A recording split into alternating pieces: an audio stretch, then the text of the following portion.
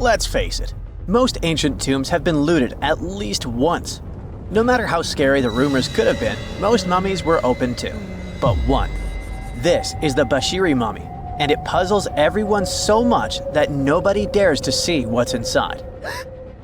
Meet Howard, but you must know him already if you're into Egyptian history. He's primarily famous for discovering King Tut's tomb back in 1922. But few people know that before this revolutionary discovery, he had probably found another mummy. It happened in 1919, and it goes by several names, either the Bashiri mummy or the mummy of Petra, or the untouchable one. Some reports say that Howard stumbled upon the Bashiri mummy in Luxor's Valley of the Kings, just where he would later find Tut's tomb. Despite this find, not much is known about this particular mummy. The reason why it's still unharmed in any way is not because of some superstitions, but because nobody is sure that they can undo what they do if something goes wrong. The mummy is so intricately wrapped that researchers never unfurled it for fear of irreversible damage. The golden rule of anyone who works with antiquities: if you're not sure you can't make it better or preserve it unchanged, do not touch it.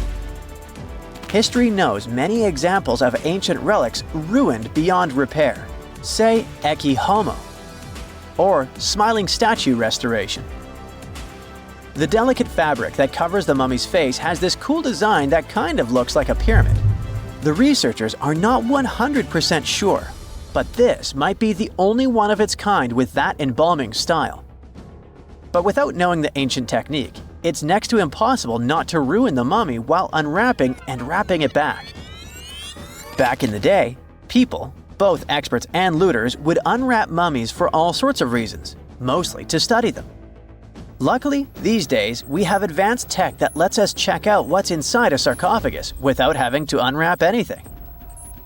After taking a closer look at the Bashiri mummy, researchers figured out that it belonged to a man who was around 5.5 feet tall and lived during the Ptolemaic era, which makes this mummy roughly 2,300 years old. The Egypt Museum shared that the X-ray scan also uncovered an inscription of the guy's name, but it's a bit tricky to tell if it says Pacheri or Nenu, adding to the intrigue. The museum also pointed out that the fancy casing the mummy is in features all sorts of decorated scenes. You can see the mummy lying on a bed, flanked by deities Isis and Nephthys, along with the 4 sons of Horus. Plus, there are 2 images of the funerary god Anubis at the feet of the casing. By the way, Bashiri mummy is not the only one that has remained untouched. This is Issa Temkebde, and Gaston Maspero, a French archaeologist, made the decision to leave her mummy untouched, wanting to keep her resting peacefully since she was in such amazing shape. He did mention, though, that her tomb had been raided long ago. Thanks to some X-ray work, we learned more about the mummy. The scans revealed a few artifacts still wrapped up with the wife of a high priest, including amulets around her neck, right arm, and forehead. The X-rays also showed she had some dental issues and arthritis in her knees. While she passed away as an older woman, it's tough to pinpoint her exact age. However, various sources from her son's reign indicate that she was held in high regard in the kingdom. Isitemkebd served as the sister wife of Penejam II. You got me right, they were related by blood and were siblings, but back then it was pretty common to get married this way to preserve the purity of the bloodline. Say that to Habsburg, duh. Their chase for purity only led to inbreeding and the notorious Habsburg's jaw. Right, I guess we should not judge ancient Egyptian rules and morals, but what we can say for sure is that both Bashiri and Isitemkebd were incredibly lucky to stay untouched. The odds were not in King Tut's favor, though. The researchers' work hit him hard. The tomb itself was discovered in 1922, but it wasn't until 1925 that the nested coffins were opened during an excavation. The outer coffin, held together with silver pins, opened up to show another coffin shaped like a mummy, decorated with colorful glass and flower garlands. There were worries about the king's mummy because it had been exposed to moisture. The middle coffin was pretty heavy and didn't have any handles, so they had to be super careful taking it out. Inside the innermost coffin, which was solid gold and wrapped in a red cloth, they found the royal mummy, and this all went down on October 28, 1925. Tutankhamun's mummy, measuring about 6.07 feet, fit snugly into the innermost coffin, which was 6.17 feet long. You can already tell there was a problem, right?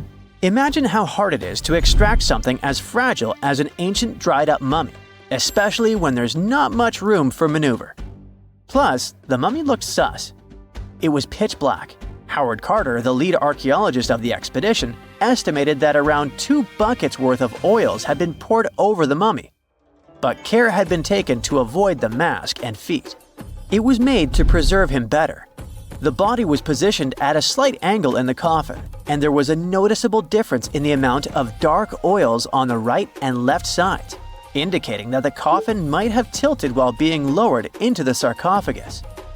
This oil created moisture inside the coffins, and over time, it reacted chemically, which Carter described as a sort of slow, spontaneous combustion, leading to the carbonization of the linen wrappings. Unfortunately, the combination of heat and moisture took a toll on the mummy's trappings as well. The crook and flail fell apart, the resin scarab cracked, and the threads holding the hands and mummy's bands started to decay, making everything quite fragile. Plus, the oils hardened over the years, effectively gluing the mummy and mask to the coffin's bottom. To try and separate the mummy from the inner and middle coffins, they were placed in the sun for several hours, reaching temperatures of 149 degrees Fahrenheit.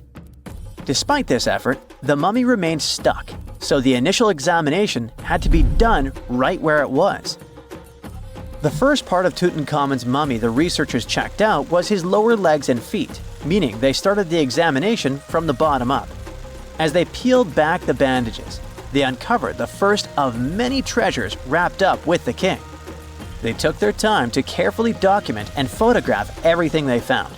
The inner layers of bandages were in pretty bad shape, mostly turning to dust, making it tough to figure out how everything was originally wrapped. Still, the overall methods matched what was seen in other nobles' mummies from that time. Lots of folded linen pads were used to shape the torso and thighs. The outer and inner bandages were made from fine linen, while the middle layers were coarser. They had some intricate bandaging around the shoulders and chest with a similar style around the groin. Each limb, along with fingers and toes, which were fitted with gold caps, was wrapped separately. Tutankhamun even wore gold foil sandals on his feet. They hoped to separate the mummy from the coffin by removing the outer bandages, but the resins had stuck the body to the coffin. So, the researchers ended up chiseling it out. To do this, they had to cut the torso in half at the hips and disarticulate the arms to continue unwrapping. Each part was treated with hot paraffin wax for stability, and later the hands and feet were reattached with resin. Finally, they used hot knives to detach the head from the mask. To check the teeth, it was decided to make an incision around the jaw and neck, which was later fixed with resin. So technically, the scientists did all they could to preserve the mummy, but still, in a way, it ended up being damaged beyond repair. What do you think? Should they have left it in the coffin? Or did they do the right thing? Let us know in the comments. Egyptian archaeologists made an extraordinary discovery near Cairo just recently. Drumroll, please. The most ancient and most complete mummy yet discovered in the country. Yes, they were keeping it under wraps. The 4,300-year-old mummy was found in a group of tombs close to the step pyramid of Djoser, dating back to the Egyptian Old Kingdom. It was covered in layers of gold. The team also found several other tombs, including one belonging to an ancient Egyptian official and another belonging to a secret keeper who had the power to perform special ceremonies. Another interesting tomb was that of a writer, which featured the largest statues ever found in the area. This vast burial site is also home to more than a dozen pyramids and resting grounds. Probably one of the most famous mummies in the world is that of Hatshepsut. She ruled Egypt like a boss for around 20 years, building all sorts of impressive buildings and creating new trade routes. But when archaeologist Howard Carter found her tomb in the Valley of the Kings, her sarcophagus was empty. However, Carter did find 2 coffins in another tomb, one of which belonged to Hatshepsut's wet nurse and the other to an unknown woman. In 2006, a team of specialists decided to investigate whether that mysterious lady was the queen herself. They found a molar tooth in a wooden box with Hatshepsut's name on it, and when they compared it to a gap in the mummy's mouth, it was a perfect match. Ramesses II was a pretty impressive ruler, but it was his mummy that eventually made history. Now, we don't hear too much about his daddy. Okay, I'll stop. Ramses is considered to be the most powerful pharaoh in all of Egypt, as he reigned for a whopping 6 decades. He also lived to be over 90 years old. Now that's pretty amazing, considering the time he lived in. Ramses II supposedly had over 100 offspring too. Talk about a big family. When he passed away, his body was originally buried in the Valley of the Kings, but some sneaky guys tried to rob his tomb of all his treasures. Officials back in the day weren't having any of that though, so they moved his body to a secret location to keep it safe. Fast forward to the 1800s, and Ramses II's mummy was discovered along with a bunch of other rulers and important officials. But it wasn't in the best condition, so archaeologists flew it to Paris to get it, pampered. Problem was, he couldn't just be transported into another country. The only solution available was to give Ramses II his own passport. His occupation was listed as king, and the document even featured his photo. Most mummies aren't necessarily known for having the most hydrated skin. But that of an ancient woman, also known as Lady Di, proves otherwise. No, not that Lady Di. This wealthy lady from ancient times was discovered in an ornate tomb in 1971, and she looked fabulous, if we can say so about a mummy. Thanks to the special conditions in her tomb, like the moisture in the environment and the lack of oxygen, her body was almost perfectly preserved. Her skin was soft, her hair was on point, and she was still flexible. The museum that now proudly displays her mummy also shows a ton of fancy items that were buried with her, like dinnerware and musical instruments. Archaeologists investigated the mummy further and discovered that she passed away from a heart attack at around 50 years old. Even though it hasn't been around for over 2,000 years, Lady Di is still making history. The mummy of Otzi the Iceman was discovered in the Alps in 1991. Austrian authorities initially thought he was a modern mountaineer because he was so well preserved. Turns out, he was actually from the Copper Age. He was found in a mountain pass over 10,000 feet above sea level. Through studying his mummy, we've learned so much about life in Copper Age Europe. For example, we know that he was a native of Central Europe and enjoyed eating meat. He also suffered from arthritis, narrowing arteries, and intestinal problems. But he likely used acupuncture and medicinal herbs to treat these conditions. And apparently, he was pretty handy with tools. He sharpened them just days before his untimely demise. Who knows if he was expecting trouble or just getting ready for some routine work. Now, King Tut and his story is most likely the one that made all mummies famous. This pharaoh passed away at the young age of 19, more than 3,000 years ago. But his mummy is still one of the most well-known in the world. When his tomb was opened in 1922, people went wild because it was still intact, unlike many other royal tombs. It had some seriously blinged-out coffins, including one made of solid gold. Not only did Tut's tomb give us a glimpse into ancient Egyptian history, but his mummy also taught us a lot about the time he lived in. DNA analysis helped identify his parents and revealed that the pharaoh had a rare bone disorder that might have made walking a bit tough. Now, Ginger is most likely one of the coolest mummies you'll ever hear about. He's like a time traveler from 5,000 years ago who's still looking fly with his golden hair and perfectly preserved nails. Ginger was discovered in Egypt and is believed to be the earliest known mummified body. Before people even knew about mummification, they used to place bodies in shallow graves in the hot, dry sand.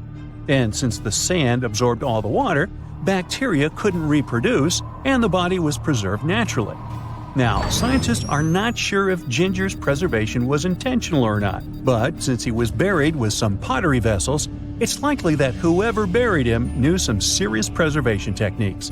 If you want to meet Ginger in person, He's currently chilling at the British Museum. One Dutch art collector bought a statue from Asia and ended up finding a weird discovery. The statue contained a mummy hidden inside. Unfortunately, the body was too fragile to move, so they had to leave it there.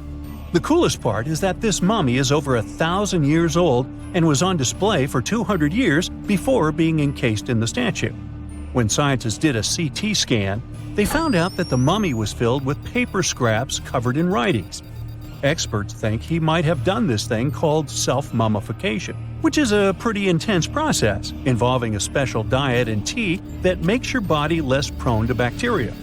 Only a few people could handle this ritual, and those who managed to do that were seriously respected. No other Egyptian queen has baffled scientists and historians like the stunning Nefertiti.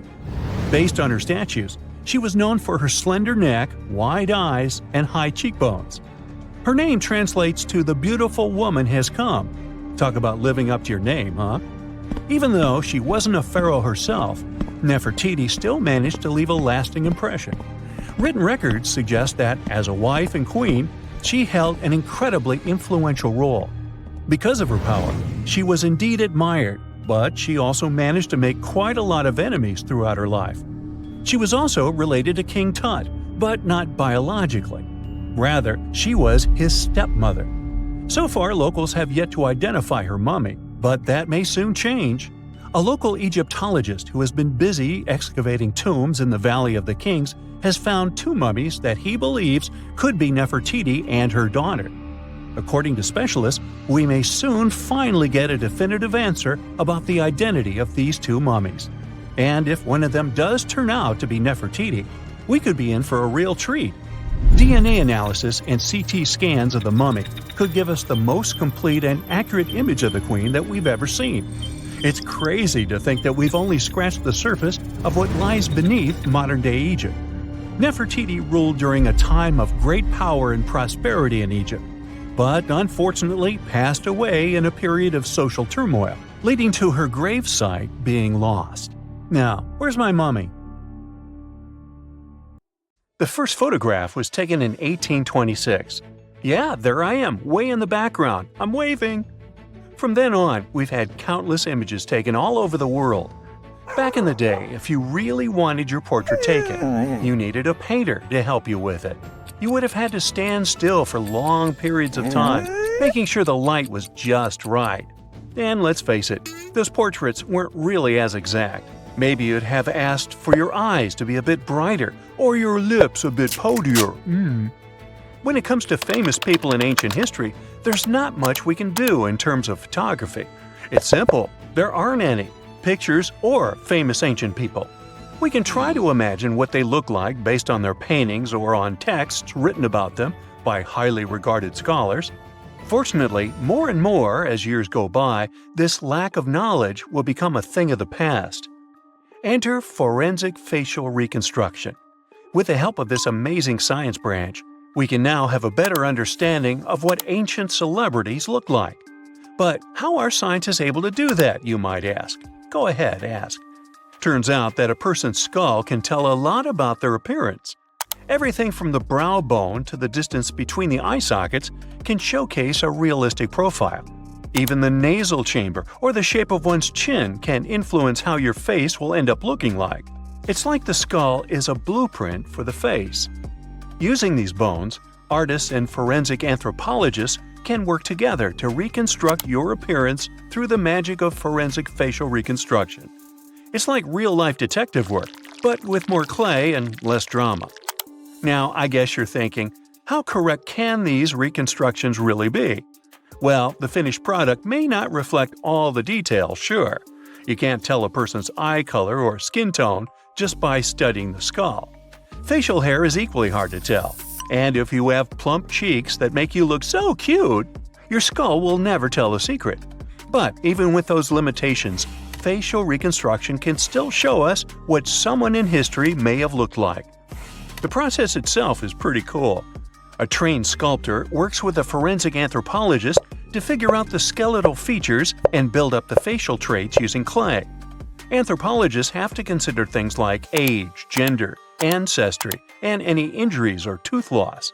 Scientists can also do such tasks digitally these days with the help of computers and design software.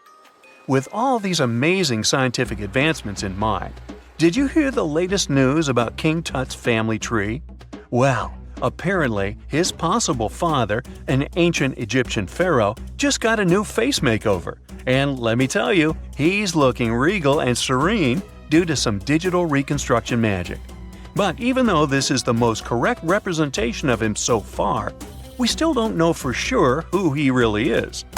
This fellow was found in 1907 in the Valley of the Kings, just a few feet away from King Tut's tomb.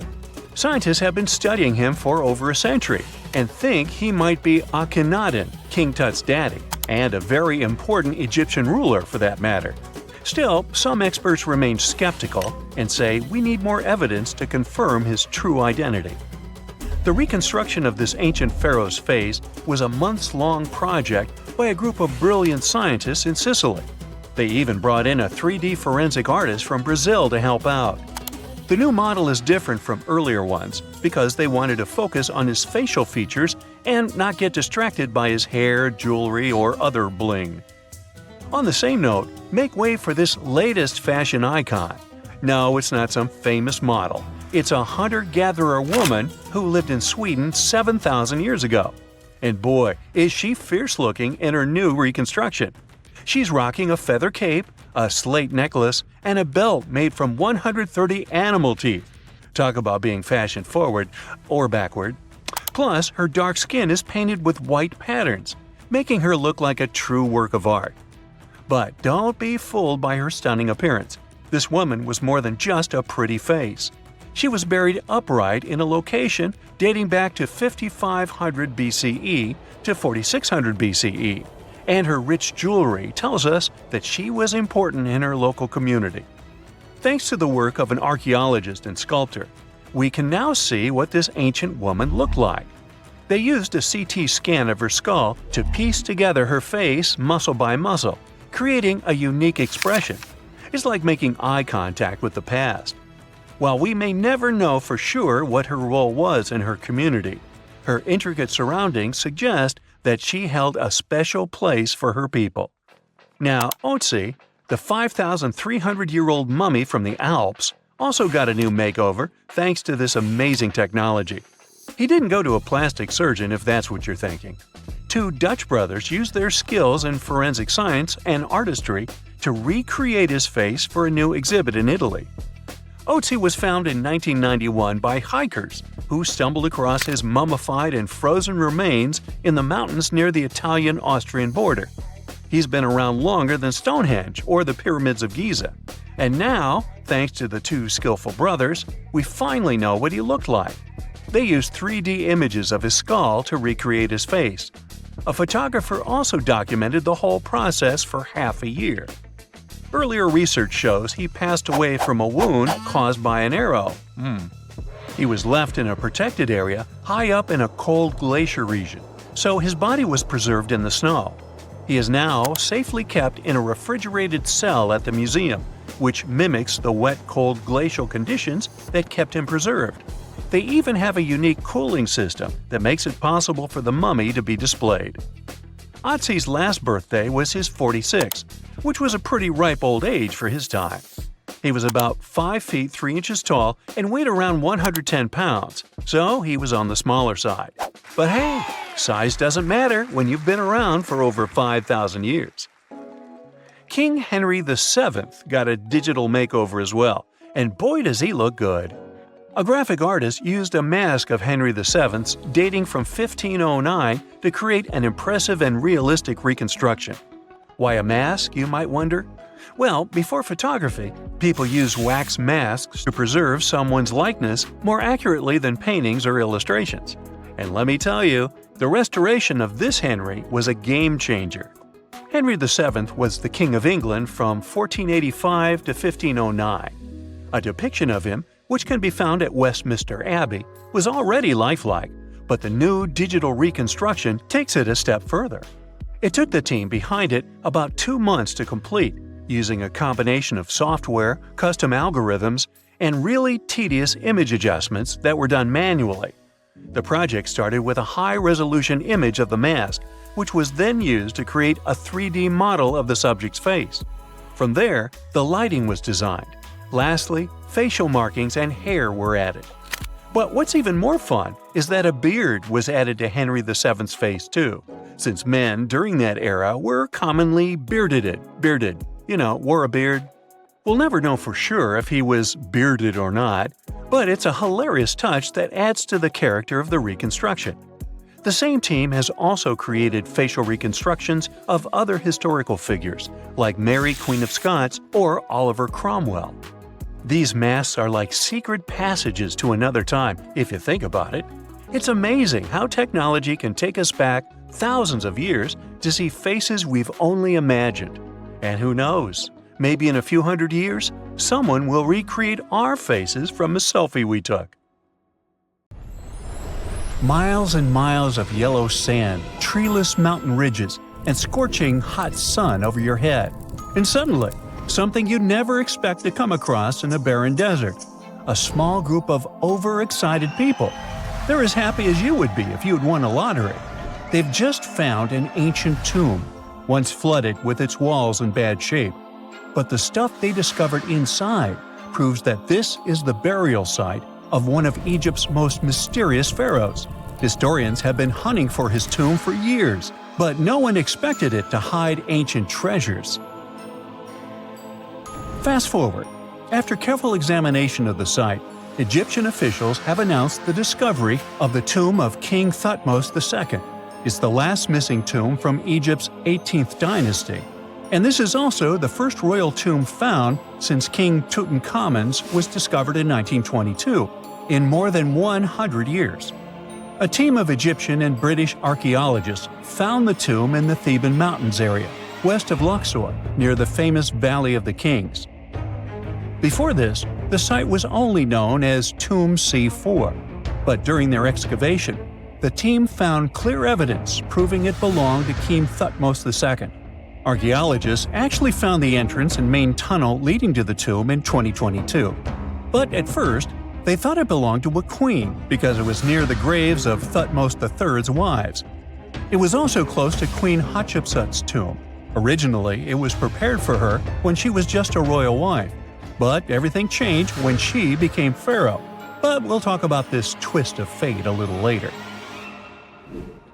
But soon they realized that their discovery was much more significant. They found alabaster jars with Thutmose II's name and the words "deceased king" written on them. That's when they realized that the tomb was actually his final resting place. Sadly, Thutmose II's tomb has seen better days. According to the head of Egypt's antiquities sector and the leader of the Egyptian excavation team, the tomb suffered major damage from ancient floods not long after the pharaoh's death. Water swept through the burial chamber, likely destroying or displacing many of the original artifacts. Much of what had been once inside the tomb was moved elsewhere in an attempt to salvage it. The researchers found out that the tomb had a basic design, with an entrance, a sloping main corridor, and a burial chamber. The corridor was coated in white plaster and rose about 4.5 feet above the floor of the burial chamber. A large staircase and a very large descending corridor of the tomb indicated its grandeur. It took the team a long time to navigate through, though, as the tomb was blocked by flood debris and collapsed ceilings. Only after crawling through a 32-foot passageway with a small 16-inch gap at the top, the worst nightmare for those of us with claustrophobia, were they able to reach the burial chamber. There, they were in for another surprise. They cleared the debris, expecting to find the crushed remains of a burial beneath. But the tomb turned out to be completely empty, and it was not due to robbery. It had been deliberately emptied. The researchers soon realized that the tomb had been flooded since it had been built underneath a waterfall. It happened just a few years after the king's burial, so the contents of the tomb were moved to another location. That's why there was a second corridor in the tomb. It was most likely made to help remove King Thutmose II's body from his flooded tomb. Despite the damage, the excavation team made some really exciting discoveries. They found traces of mortar decorated with blue inscriptions, yellow stars, and fragments from the Book of Amduat, one of the most significant funerary texts in ancient Egypt. The book was meant to guide the deceased through the underworld, ensuring a safe journey to the afterlife. Now, how about we sneak a peek at ancient Egypt's 18th dynasty? It was all about conquering lands, expanding the empire, and building jaw-dropping monuments. Some of the biggest names from that era: Thutmose I and Thutmose III, both legendary warrior kings who left their mark in history.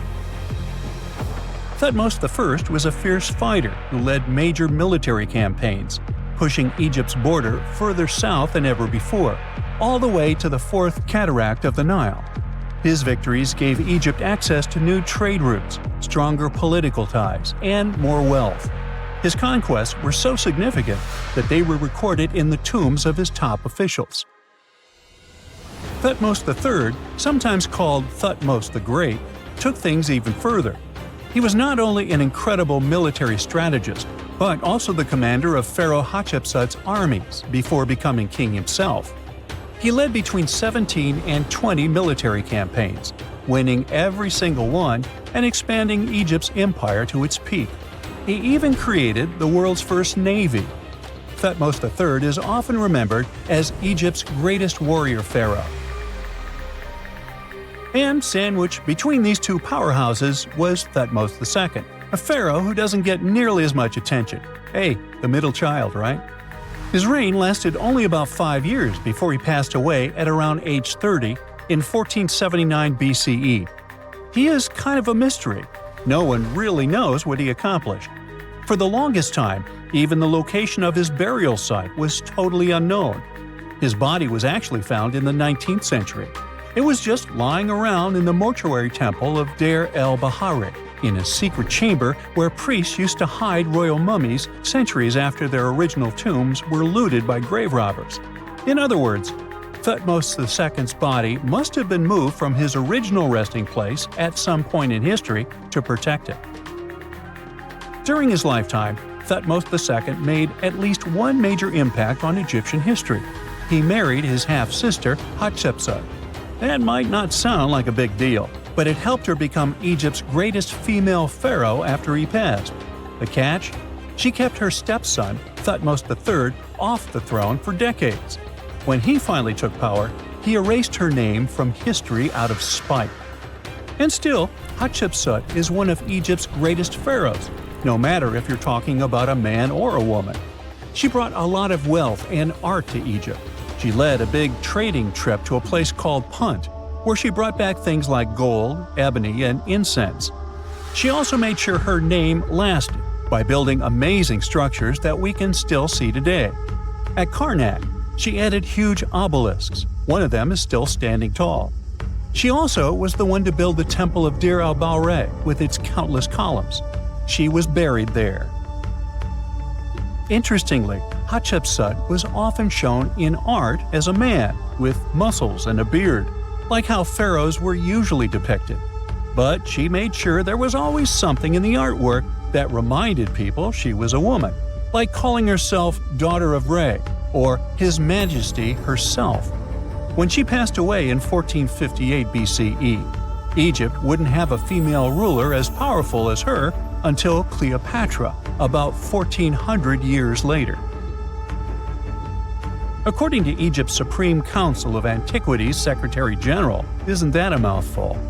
Hatshepsut's name actually appears in Thutmose II's tomb, meaning she might have even handled his burial. As for their final resting places, well, Hatshepsut was buried in the Valley of the Kings, and Thutmose II's mummy is now in the National Museum of Egyptian Civilization, alongside other ancient Egyptian rulers. It gives visitors a rare chance to see the remains of a nearly forgotten pharaoh. Now, experts consider the discovery of his tomb to be one of the most significant in recent years. The artifacts found there add important details to our understanding of the history of the region and Thutmose II's rule. And even though the tomb's design is fairly simple and follows the same architectural style preferred by later Egyptian rulers, its historical importance is undeniable. In any case, the mission isn't over yet. Archaeologists are now focusing on solving another mystery. Where did the rest of the tomb's contents end up? The team is determined to continue their search. Who knows what other secrets they will uncover that have remained hidden beneath the sands for thousands of years. In November 1922, a boy walked through the desert mountains of Egypt and discovered some ancient steps carved into the rock. Subsequently, this find became one of the world's largest and most significant archaeological discoveries. This step was part of Tutankhamun's untouched tomb. Archaeologists found about 5,000 ancient objects, including jewelry, fabrics, painted vases, and funeral masks. You've probably seen one of them. It has become one of the most recognizable attributes of ancient Egypt. More than 100 years have passed since then, and now humanity has finally become close to another large-scale discovery, the tomb of Cleopatra. This queen was the last active ruler of the Ptolemaic Kingdom of Egypt, who sat on the throne from 51 to 30 BCE. There are many ancient records about Cleopatra, her reign, and her unusual personality, but until now, no one has discovered the secrets about her passing away in the burial place. So, one archaeologist, Dr. Kathleen Martinez, has been studying ancient records and temples around Alexandria for decades, and concluded that the tomb of the queen should be located under the ancient city of Taposiris Magna, founded in 280 BCE. It was a big city on the northern coast of Egypt, where tens of thousands of people were engaged in trade and industry, and it seems that Dr. Martinez's guesses turned out to be correct. She and a group of archaeologists have discovered a secret underground tunnel near Alexandria, with a length of about 0.8 miles. It was cut into the rock under Taposiris Magna's temple. During further excavations, they found many things that indicate Cleopatra's tomb lies in the tunnel's depths. It's also possible that she is buried there together with the Roman commander, Mark Antony. According to ancient records, Cleopatra and Mark Antony loved each other and together opposed the Roman Senate, which declared Antony a traitor. The fact that natural disasters have occurred on the territory of Taposiris Magna for thousands of years can complicate the excavations. Earthquakes and floods destroyed the city and possibly flooded its underground tunnels. But archaeologists hope the ancient tomb remains untouched, and that it hides many treasures and records about the royal life of ancient Egypt during the reign of the last dynasty. There's a chance that excavations will go underwater and in the mud. This will require much time and funding, but archaeologists are sure it's worth it. Anyway, it's too early to say that Cleopatra is really buried there, but scientists have found many things in the tunnel that confirm this, including clay pots, dozens of coins with the image of Cleopatra and Alexander the Great, as well as a bust with the image of the Egyptian queen. Cleopatra is still one of the most popular personalities in Egypt, on an equal footing with Ramesses III and Tutankhamun. She inspired many films, paintings, and books, but what made her so popular? She became famous for her inconsistency. She was a beautiful, intelligent ruler who pulled Egypt out of the crisis and made it a prosperous power. Medieval Arabic texts say she knew chemistry, mathematics, and philosophy, and may have written several scientific books. She knew several languages and had excellent diplomatic skills. At the same time, there are many legends that she was a femme fatale who drove many men crazy. However, there's no evidence that her beauty was incomparable. The image of a stunning model was created by Hollywood when it made several films where famous actresses performed the role of Cleopatra. And the Roman Emperor Octavian, the adopted son of Julius Caesar, specially created the image of Cleopatra as an insidious seductress because he was her enemy. Even though she was born in Egypt, Cleopatra wasn't an Egyptian. Her ancestors were Greeks, among whom was one of the generals of Alexander the Great. However, the people of Egypt loved her. She learned the language and was very sensitive to the traditions of this country. She knew the history, mentality, and customs of ancient Egypt well. She raised the level of its economy and strengthened its status as a world power. Much of this was made possible thanks to her cunning and impressiveness. She loved theatrical performances and lavish celebrations, She knew how to surprise people and put on a show. But behind the exterior image of a luxury lover was an intelligent and calculating ruler. Ancient Egypt was a rich, luxurious country, and Cleopatra did everything to increase its wealth and strengthen its position in the international arena. For example, she was once in conflict with her brother Ptolemy XIII. The queen knew that she wouldn't be able to resist him, so she decided to attract Julius Caesar to their side. The Roman emperor arrived in Alexandria, where Cleopatra wanted to meet him, but Ptolemy knew about her plans and was about to prevent her from coming to Caesar.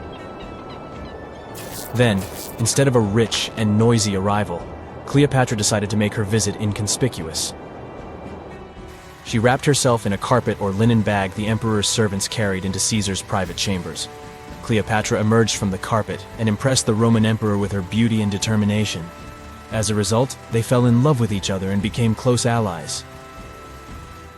After some time, she impressed another influential Roman for diplomatic purposes.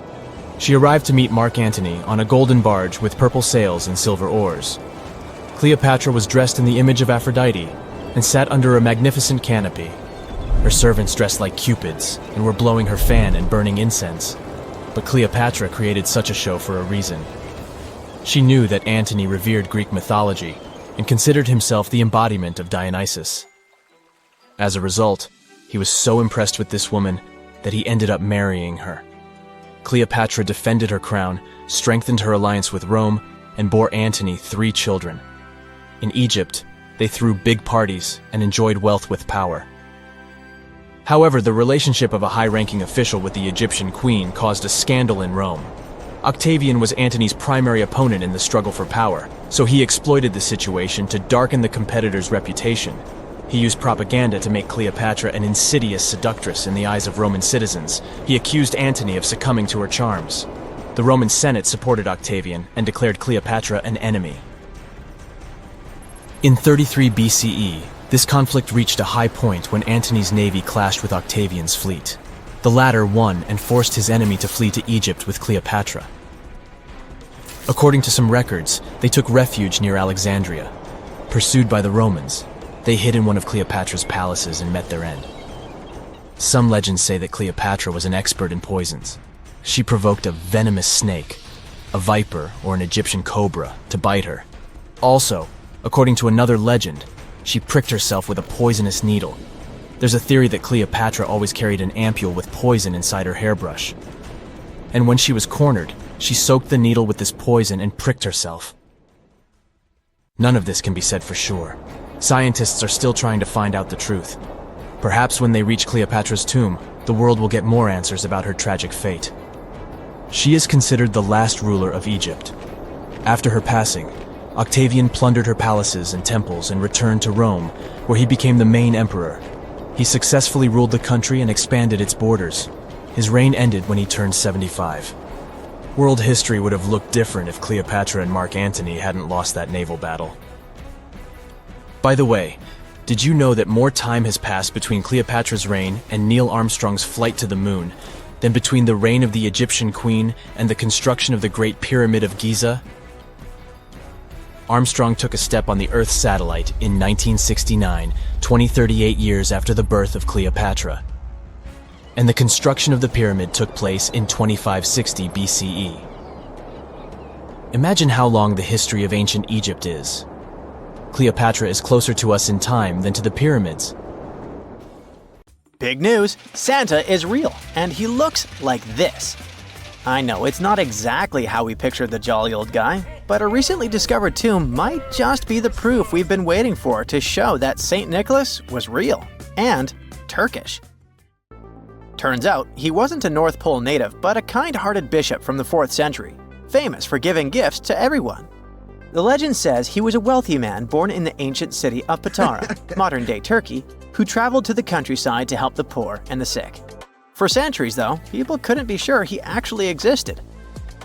Some historical sources say he was buried in Myra, which is now called Demre, Turkey. Since the 80s, archaeologists have been digging around this area, trying to prove it. And now, their Christmas miracle has finally come true. After digging 6 feet deep in an annex of St. Nicholas's church, they uncovered a mysterious limestone tomb, about 2 meters long. While they're pretty sure this is St. Nick's final resting place, they're still searching for an inscription to confirm its exact age. Now, if we're talking about the fictional Santa Claus, legend says his home is in Lapland, Finland. Back in 2018, archaeologists made an interesting discovery that could finally prove that Santa was real. They were digging at a site called Tiny Aro when they stumbled upon about 200 burial pits. But when they looked inside, there was definitely no sign of Santa. Actually, there were no human skeletons at all, just a bunch of things like pottery and animal bones. So no one really knows what this place was. That was the complete opposite of what happened with a group of archaeologists working in the ancient city of Petra, Jordan. Since 2003, there have been rumors about hidden chambers beneath the famous monument called Al-Khazneh, also known as the Treasury. 21 years later, a team finally decided to dig and uncovered an intact tomb. Inside, they found at least 12 human skeletons and artifacts, estimated to be over 2,000 years old. Hundreds of thousands of tourists travel to Al-Khazneh every year, and most of them probably go there to see the site of the Holy Grail in the movie Indiana Jones and the Last Crusade. So, do you want to know the funny part? One of the skeletons in the tomb was clutching a ceramic chalice that looked a lot like the Holy Grail. You probably remember the devastating fire that caused massive damage to Notre Dame in Paris back in 2019. Because of that, the building, originally built between the 12th and 13th centuries, had to be restructured. But archaeologists saw it as a golden opportunity to dig into the site and uncover its hidden secrets. The team was only allowed to dig about 16 inches beneath the floor, but that was enough. As soon as they removed the floor tiles and cleared away a thin layer of dirt, they spotted the top of a lead coffin. Then, they found some limestone sculptures, including life-sized heads and torsos. Altogether, they uncovered over 1,000 fragments of different works of art. Ancient statues have been found in the most random places, including a sewer. In July 2024, Bulgarian archaeologists were checking a Roman sewer in the ancient city of Heraklia Sintika when they found a nearly 7-foot-tall marble statue of Hermes, the Greek messenger deity. This town was completely devastated and abandoned after 2 earthquakes, one in the year 388 and the other in the year 425. But somehow, it didn't destroy this statue. In fact, its head was found in surprisingly good condition. Finding ancient artwork is definitely fascinating, but imagine stumbling upon an entire hidden city in the Amazon rainforest. Using high-tech lasers, researchers uncovered a lost civilization with thousands of structures and a whole network of roads, canals, and houses, all buried beneath the dense jungle. This city was built around 2,500 years ago, in an area located in the shadow of a volcano, which, by the way, could have erupted and destroyed this civilization at some point. It's hard to say exactly how many people lived there, but experts estimate they stayed up there for about 1,000 years. This discovery proves ancient people also had huge, organized cities in the middle of the Amazon. A similar thing happened in Campeche in southern Mexico. An archaeologist was doing some research on the internet when he accidentally discovered a hidden Maya city. This area, now called Valeriana, was huge, about the size of Edinburgh, the capital of Scotland. It had pyramids, sports fields, amphitheaters, and paths connecting different districts. Thanks to satellite images, archaeologists uncovered an entire unknown civilization from the Bronze Age. They were checking out aerial images when they discovered 100 prehistoric settlements in the Pannonian Plain, a region that includes parts of what's now Serbia and Hungary. The people who lived there are now known as the Titsa site group, and it looks like they were a pretty well-organized society, skilled at growing food, hunting, and fishing. Google Earth helped a team to uncover a mysterious set of 400 ancient gates in Saudi Arabia. These gates, scattered across the desert, are thought to be from thousands of years ago. They're made of stone and arranged in weird formations that have left archaeologists scratching their heads. I mean, they don't look like they were meant for funerals, and they don't seem like structures where people lived. So, we still have no idea what they are. Technology is really changing archaeology. Thanks to artificial intelligence and, well, a $1 million prize, we've finally been able to decipher part of an unreadable and super damaged ancient scroll. The Herculaneum scrolls were discovered by workers digging up the ancient town of Herculaneum near Pompeii in 1752. But their condition was so bad that, for years, they were considered indecipherable. Thankfully, AI has helped unveil their secrets.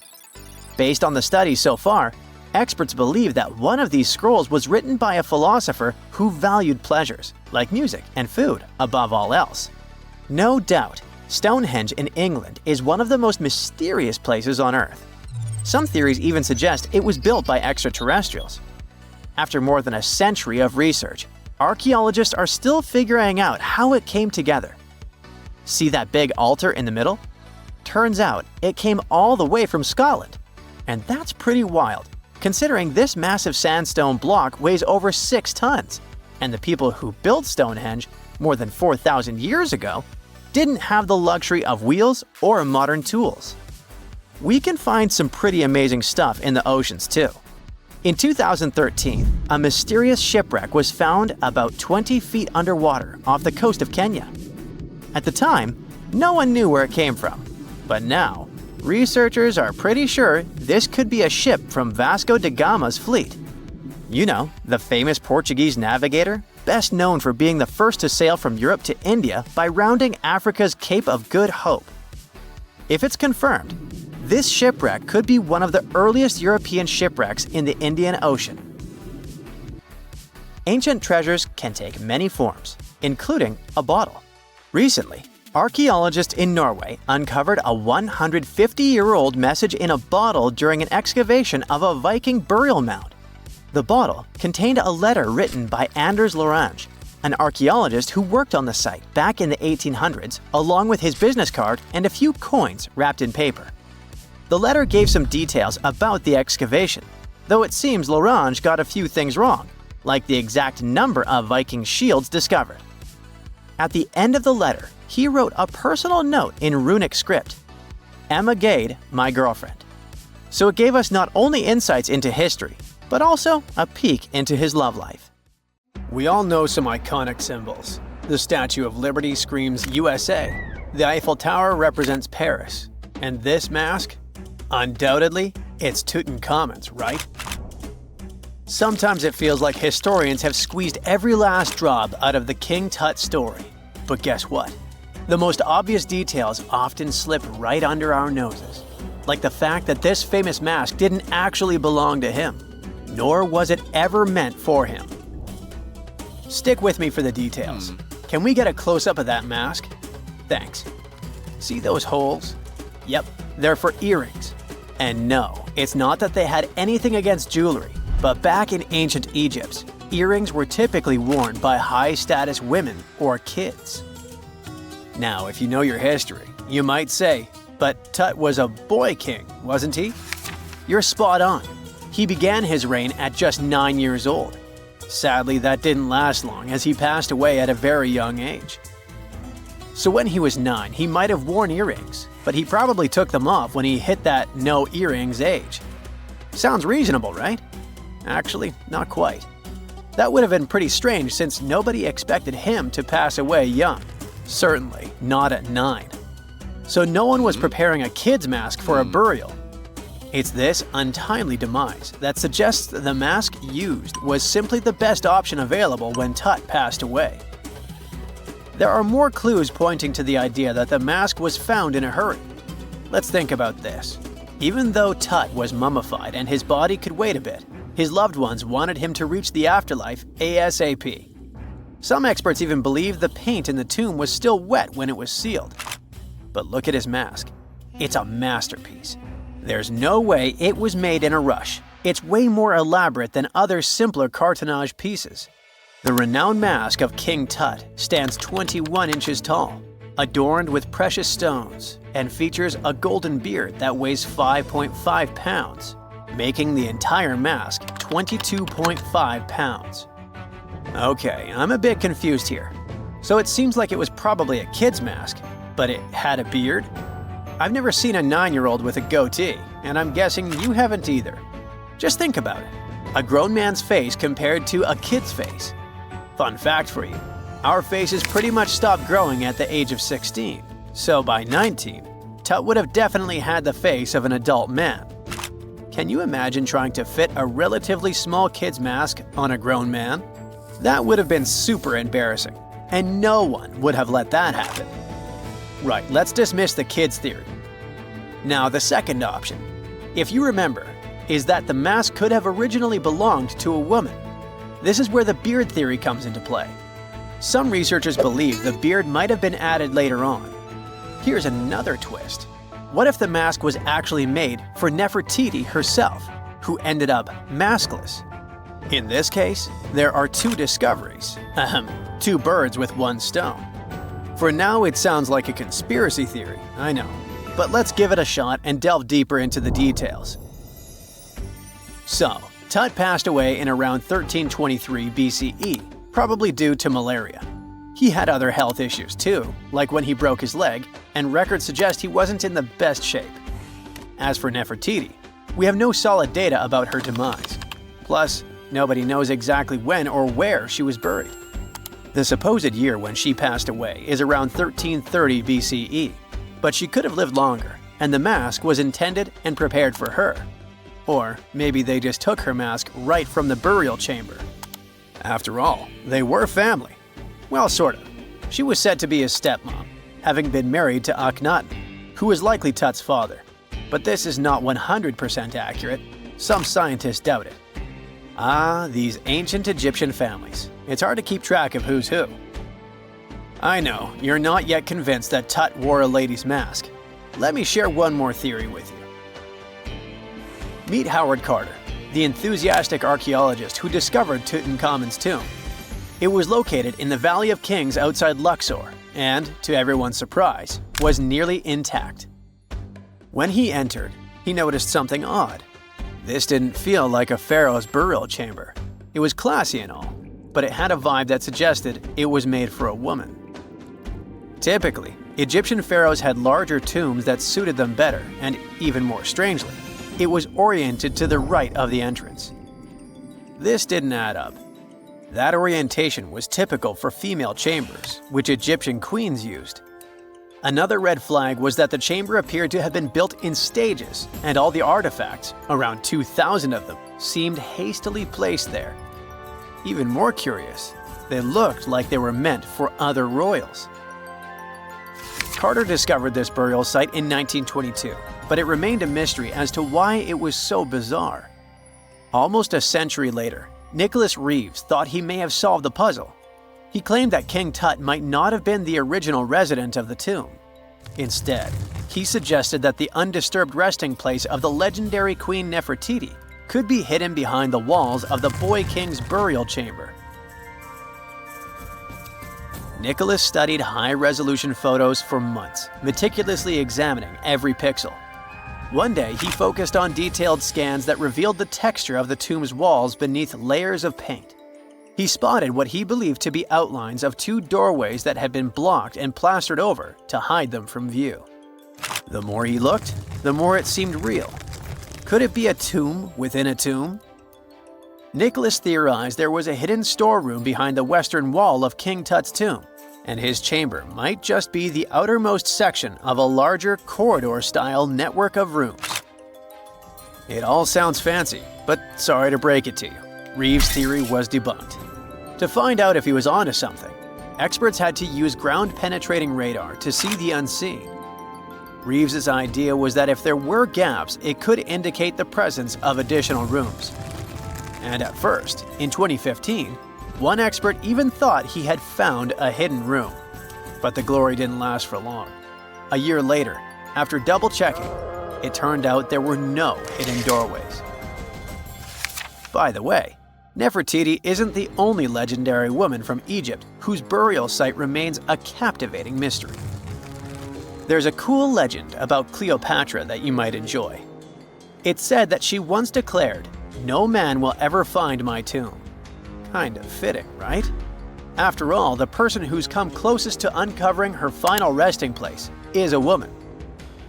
Fast forward a few millennia after she passed away, and while no man has located it, archaeologist Kathleen Martinez believes she might have cracked the code. She's been on the quest for Cleopatra VII's tomb for nearly 20 years, and recently discovered a bust that she thinks represents the famous queen. However, not everyone is on board with her claim. Some experts argue that the bust doesn't resemble Cleopatra at all. Alongside this intriguing marble statue, Martinez's team also unearthed 337 coins, some of which, less controversially, feature Cleopatra's likeness. But the real part is that it's still not officially confirmed. There's no doubt about the existence of the small bust. It's carved from white marble, fits in one hand, and shows a woman wearing a royal crown, according to a translated statement from the Egyptian Ministry of Tourism and Antiquities. The big question, though, is who it actually depicts. While Martinez insists this statue is a representation of Queen Cleopatra VII, many other archaeologists argue that the facial features don't match, suggesting it likely belongs to a princess instead. Sorry, I can't resist the temptation of breaking the magic for a moment. Some folks believe that the whole idea of "no man will find my tomb" is misunderstood. Even if she did say it, what she probably meant was "no living soul," and it wasn't about gender at all. It can as well be just a beautiful legend. Toodaloo!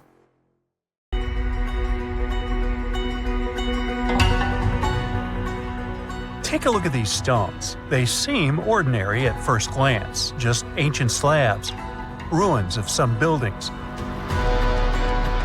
However, unlike many other archaeological finds, this one is among the most mysterious and unique.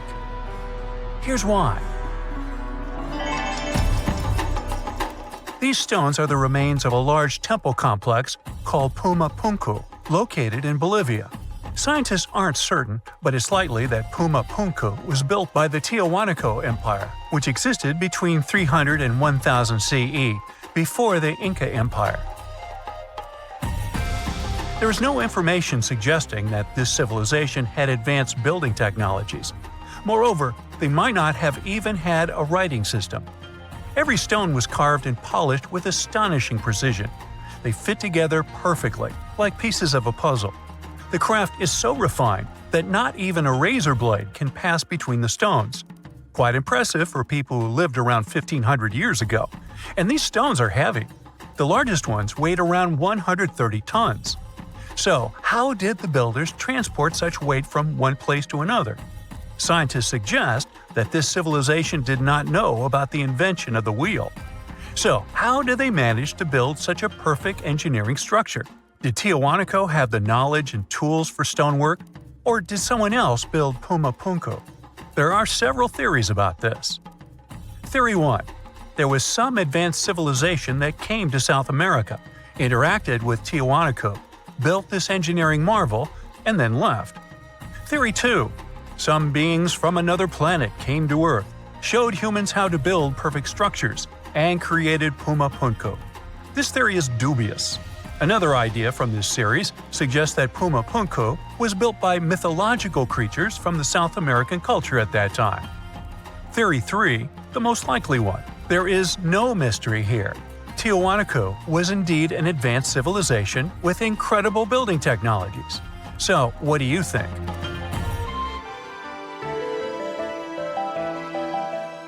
Okay, we've seen some pretty rectangular stones used for building a temple. How about perfectly round stones for studying the starry sky? Or for some other purpose, it doesn't matter. So, welcome to Costa Rica. In the south of this country lies the so-called decaspheres. These are large, heavy, round stones created in the pre-Columbian era, around 600 CE. Now, each stone is made from a unique type of rock formed from cooled magma. In other words, someone waited for a volcanic eruption to end and for all the magma to cool, and then took all this material and carved these spheres from it. But how did they achieve such a perfect shape? Scientists suggest that people used small stones to grind and carve the cooled magma. Some specialists think that the stones were made for navigation. They could have indicated the way to certain places. Another theory claims that the Dika squares were used for astronomy. No one knows for sure. We may never get the answer to this question because the people who knew the secret of the stones disappeared after the Spanish expansion.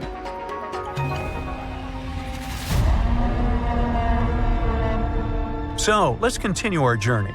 See these cobblestones? Archaeologists still don't know why they're arranged along a long stretch of desert crossing Jordan and Israel. These strange stones form a chain of lines 40 miles long and have been here since around 300 BCE. Because they were discovered by pilots during flights about 100 years ago, some call these stones kites. One of the more popular theories suggests that people placed these structures here to lure animals into a pit where they could be caught. Apparently, ancient hunters knew the behavior of local fauna well, and were sure the animals would somehow walk along these stones, ending up in an open area with a pit where hunters could easily do their work. Perfectly smooth rectangular and square stones, round stones, stone traps for animals. What's next? How about a stone canvas or stone painting? To see this ancient artifact, we'll travel to Glasgow, Scotland, where archaeologists unearthed a stone slab created about 5,000 years ago. It is called the Cockno stone. The slab measures 43 by 26 feet, about half a basketball court. And this entire area is filled with strange swirling patterns that scientists call cup and ring marks. But what do they mean? As usual, scientists don't know for sure. But one theory suggests that the inscriptions on the stone are somehow related to astronomical phenomena, such as lunar or solar eclipses. Maybe it was a star map, or maybe people just wanted to create a work of art. In any case, there is another interesting fact related to the cup and ring marks. Scientists have found similar drawings in other prehistoric sites around the world. Okay, let's step away from mysterious stones and look at some other archaeological mysteries. Here is the approximate order of civilization development starting from 8000 BCE, according to scientists. First, people settle in one place and build a city or settlement there. Then they engage in agriculture, and after that, they build temples. But in 1994, archaeologists said, no, the order might have been different. What if people first built temples to worship higher mythical beings and only then built cities and engaged in agriculture? Let's go to Turkey, to the rural area of Gobekli Tepe, where in the mid-1990s, archaeologists discovered several stone pillars with carved animals on them. This ancient structure dates back to around the 10th millennium BCE. Now, this place is considered one of the oldest places of worship in the world. Most likely, it was built by semi-nomadic hunters who knew nothing about agriculture because it appeared in this region 5 centuries later. Now, scientists are wondering, is it true that such structures led to the settlement of the area? The answer to this question may help understand the mindset and development of humanity in many parts of our planet. So, would you like a scroll with the location of a treasure marked on it? You could say you already have one. Check it out yourself. Just Google the Copper Scroll Treasure. Download a high-resolution photo of the scroll and follow the instructions. Oops! The instructions are written in an incomprehensible language. Scientists have been trying to decipher this message since the scroll was discovered in 1952 in Qumran, and the answer is still not found. According to one theory, the scroll contains information about a large amount of silver and gold.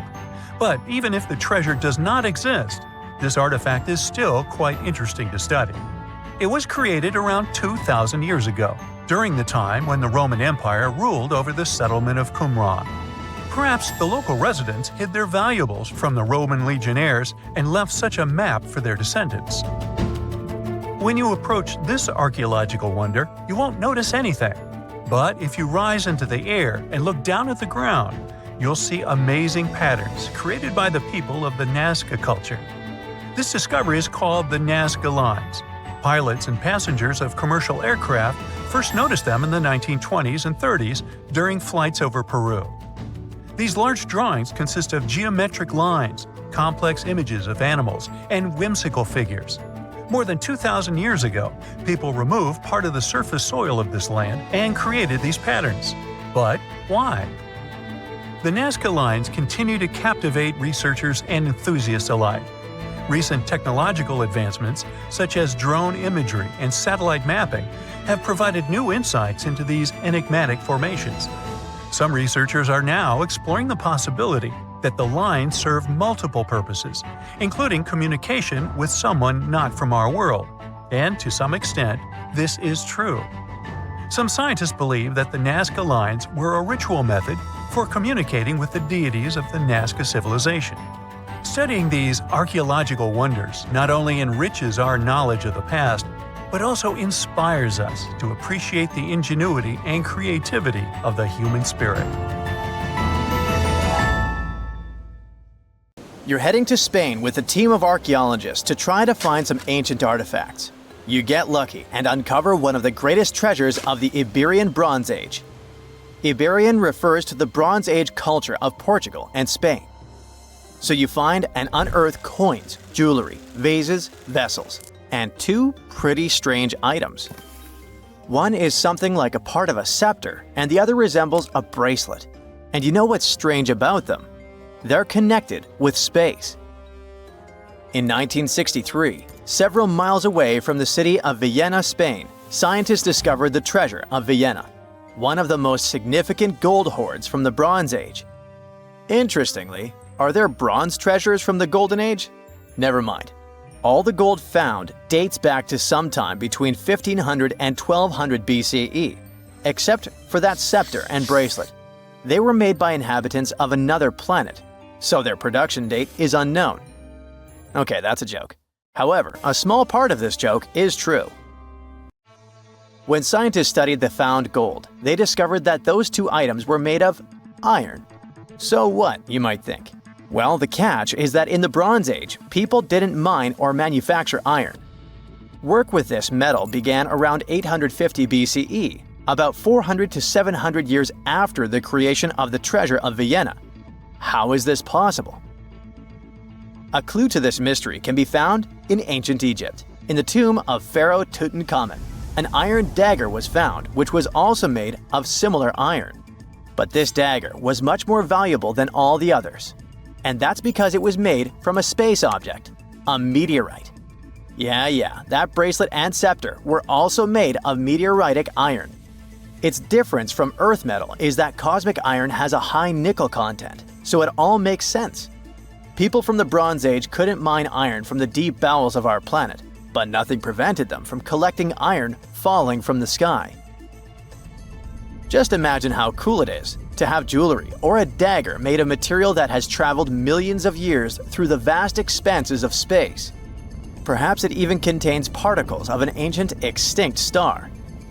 Today, these two artifacts from the treasure of Villena are the oldest recorded items in the Iberian Peninsula made of meteoritic iron. Now, with everything in its place, you can turn your attention to all the wealth of the treasure of Villena. It contains 66 items: bowls, bracelets, bottles, gold jewelry, 3 silver bottles, and an amber gold button. 22 pounds of ancient gold. People hid it, and only after 3,000 years we were able to discover it. This archaeologist's dream can be found in the Villena Museum, where exhibits from different time periods are presented, from prehistoric times like 50,000 years ago to the present day. Items from the Iberian period, from the Roman period, from the Arab civilization. You can find not only jewelry and coins, but there are also remnants of columns, ceramics, and other architectural artifacts. The collection is considered one of the most important prehistoric treasures of Europe. And the coolest thing is that you can see it all with your own eyes for just €2, which is about $2. Go to Villena, find the museum, and enjoy. Hey buddy, I heard you have a metal detector. Could you help me find a hammer I left somewhere in the field? Your old farmer friend asks. You take a metal detector and go searching, but instead of a hammer, you find hundreds, even thousands of silver coins worth $2 million. You're so happy that the farmer lost that hammer, and now you're rich. Stop! Considering that this land belongs to the farmer, would you tell him about the find or take it with you? In reality, neither of these options happened. In 1992, Eric Laws was helping a farmer search for a lost hammer in a field near Hoxne, Suffolk, England. The metal detector stumbled upon a hidden treasure, a huge one. There were silver spoons, gold jewelry, more than 500 gold coins, and about 14,000 silver ones. Eric Laws accidentally discovered the largest collection of gold and silver from the late Roman period in Britain. Unfortunately, or perhaps fortunately, he and the farmer didn't receive the treasure. It's now in the British Museum. Let's move away from the farmer's field to somewhere on the Mediterranean coast. Imagine you're a scuba diver. There was a strong storm yesterday, but now with the water calm, you dive in and discover the seabed covered with gold dinars. This story happened in 2015. The coins which the storm brought to the shore might have been minted even before the First Crusade that started in 1096. This collection is one of the most impressive archaeological finds in the world. All these treasures surely can make the heads of those who find them spin, but they end up in a museum. And that's a good thing, because such wealth can drive a person crazy. A metal detector and a diving suit helped people discover ancient treasures. What's next? How about a dog? Yes, it could be perhaps a great replacement for a metal detector, by the way. So in 2013, two people were walking their dog in Northern California on their property. Suddenly, they discovered a rusty can filled with coins minted from 1847 to 1894. There were about 1,500 coins, and they all were gold. Another chance for a carefree, rich future? Not this time. The find caused a lot of controversy among specialists. There was one version, according to which these coins could have been stolen from the US Mint. But later, the US Mint debunked this suggestion as they'd never had this gold in their storage. Anyway, it's interesting what the point was in hiding it all in someone else's yard. Some thief risked their freedom and life to get rich. When they succeeded, they just hid the coins as if they never existed. What a strange deal. Coins, jewelry, meteorite items, it's all cool. But let's end our video with something grand and epic. Archaeologists were conducting research near the Mediterranean coast of Egypt and discovered a treasure trove inside a sunken temple and sanctuary. Despite the waves, earthquakes, and seawater, the massive find was preserved in a not bad condition. The temple was built a very long time ago and collapsed in the middle of the 2nd century BCE. It was an important structure in ancient Egypt. People considered this place holy. Pharaohs came to the temple to seek help from the higher powers of Egyptian mythology to obtain titles for their rule. Titles of kings of the universe.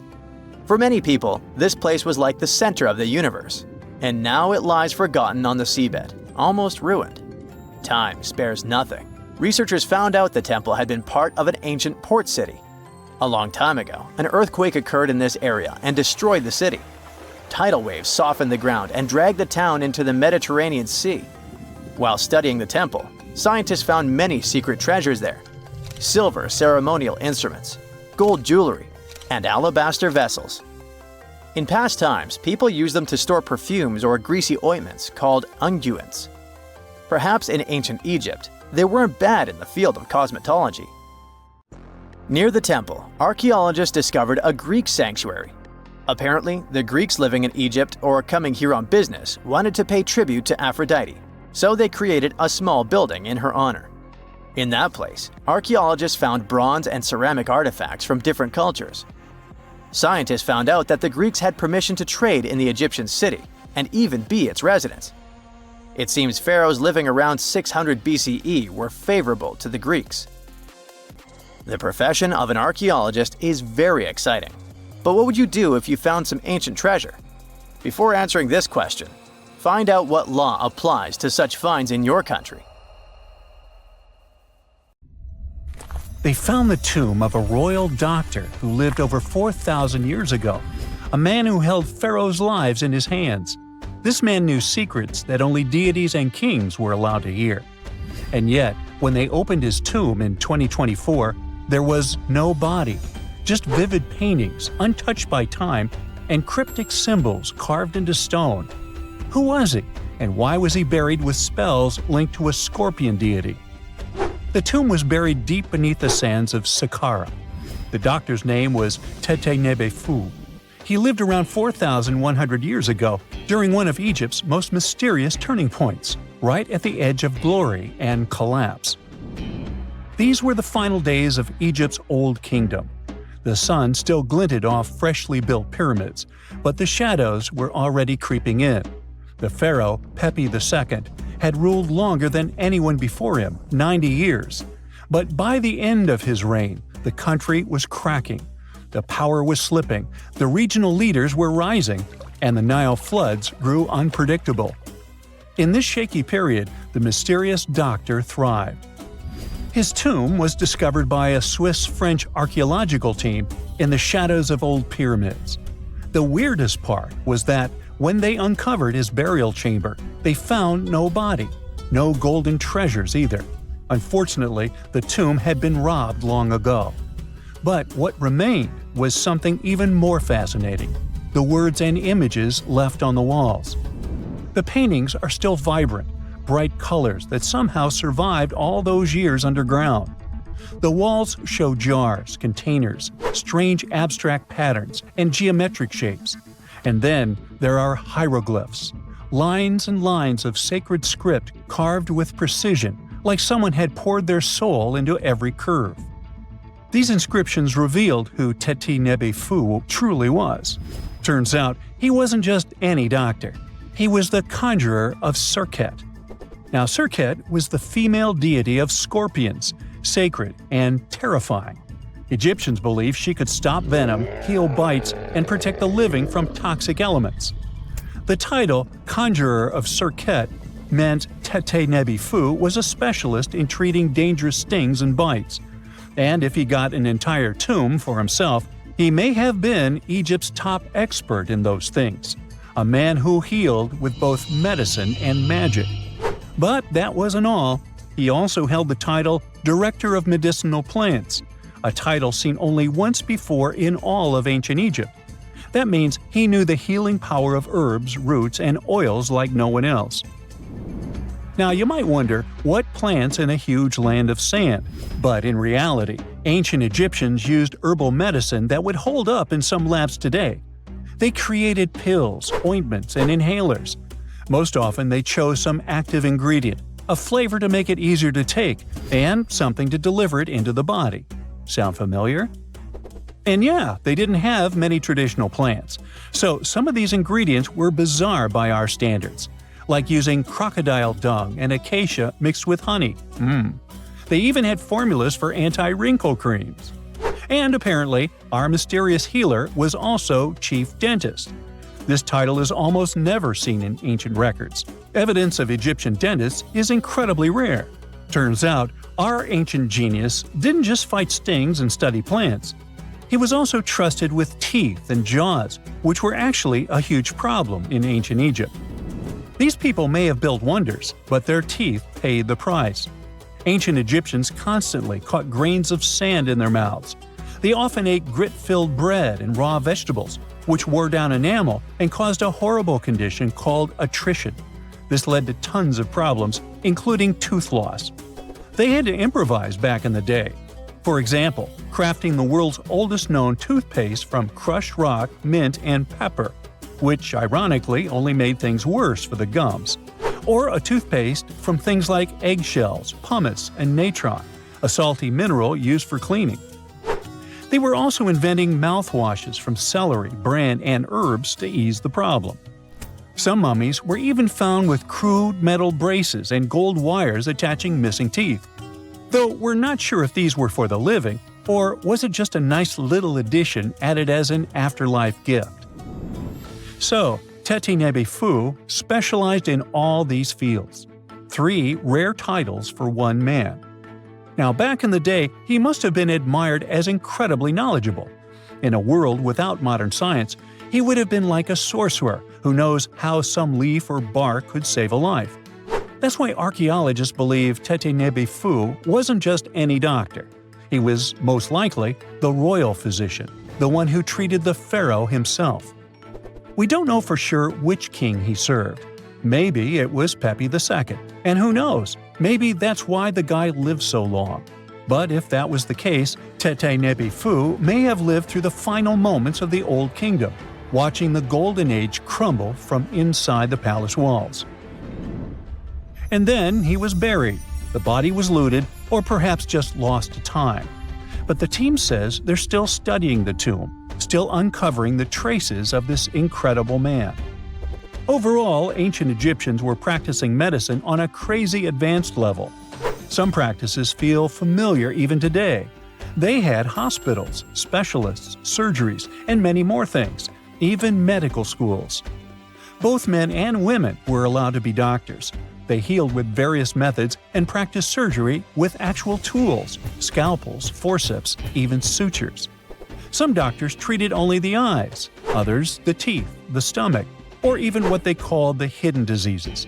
They knew how to clean and dress wounds, could set broken bones using splints made of wood or reeds wrapped in linen, and even prevented infections. There were even proctologists. They also built the first prosthetics, like a wooden toe with leather straps that help people walk normally again. The oldest known prosthetic is 3,000 years old.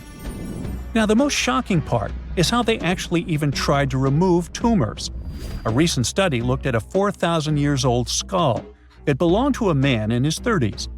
There were signs of past tumors, and around 3 of them, there were marks, surgical cuts made with a metal tool.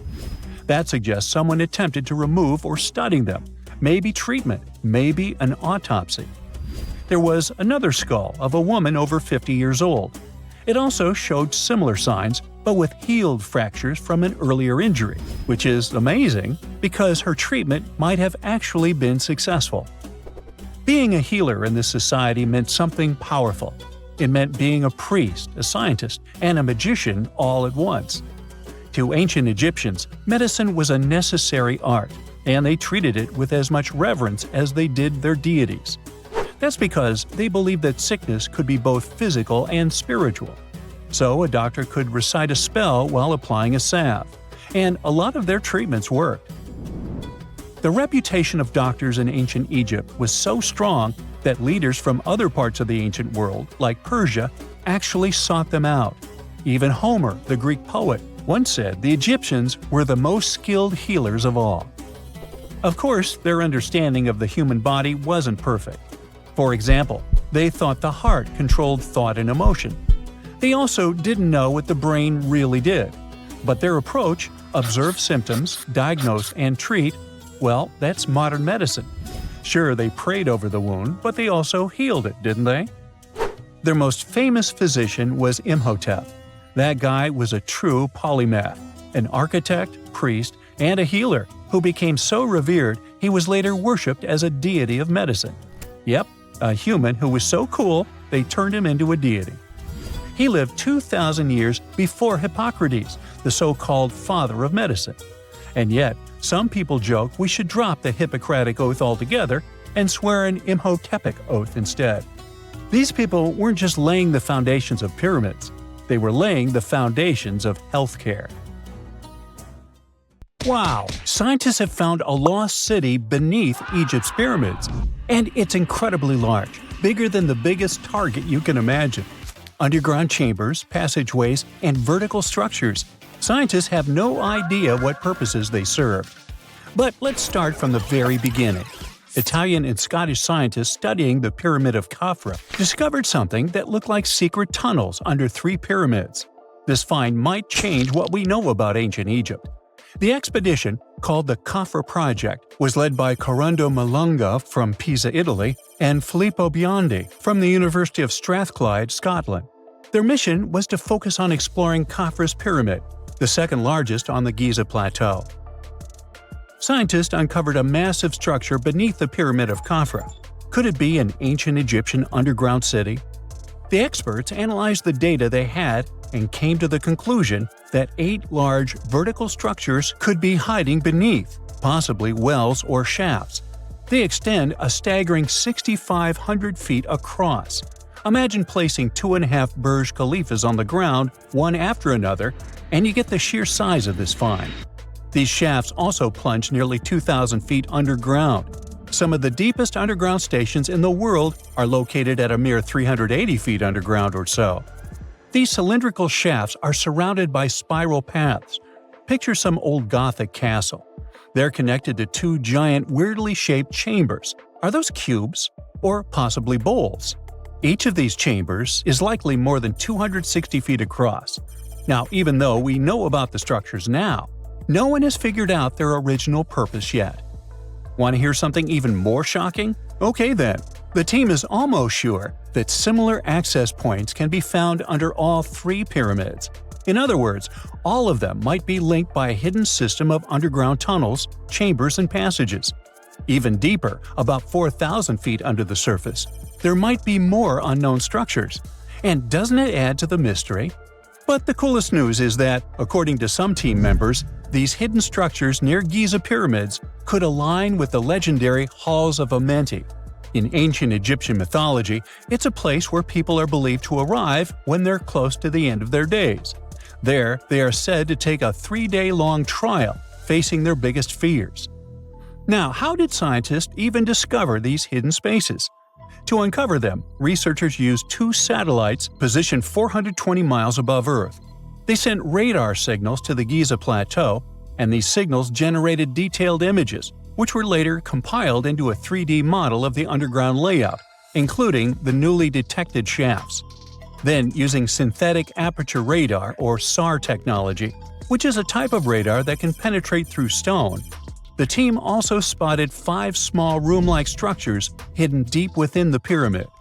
One of these chambers contained a sarcophagus, which was once thought to be the tomb of Pharaoh Khafre. But now, scientists believe this was a mistake. The true burial site is likely to be elsewhere. In any case, these 5 hidden rooms were completely unknown before the scans. They seem to be arranged in the center of the pyramid and are linked to underground pathways leading somewhere below the structure.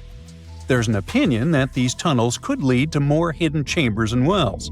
Some of them might be around 4,500 years old. Wow! What if they help us solve ancient civilization mysteries? Preliminary data suggests that all this underground space can be much more than a few empty chambers. There might be many more hidden structures near the Giza pyramids. How come?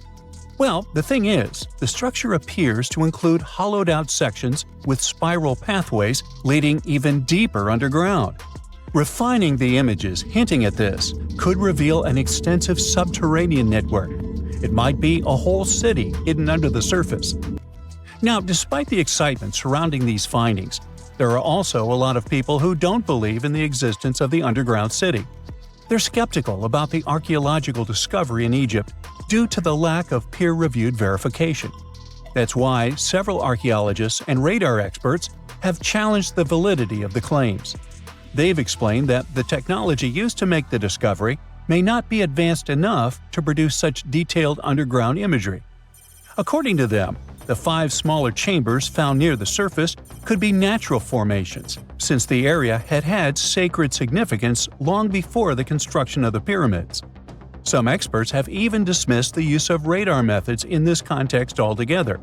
They call these methods scientifically unproven and question their accuracy. The discovery has also reignited discussions about ancient Egyptian myths and the possibility of hidden texts lying somewhere beneath the Giza pyramids. The layout of the newly detected underground chambers shares similarities with mythological accounts of the Hall of Records, a rumored chamber that could preserve early Egyptian wisdom.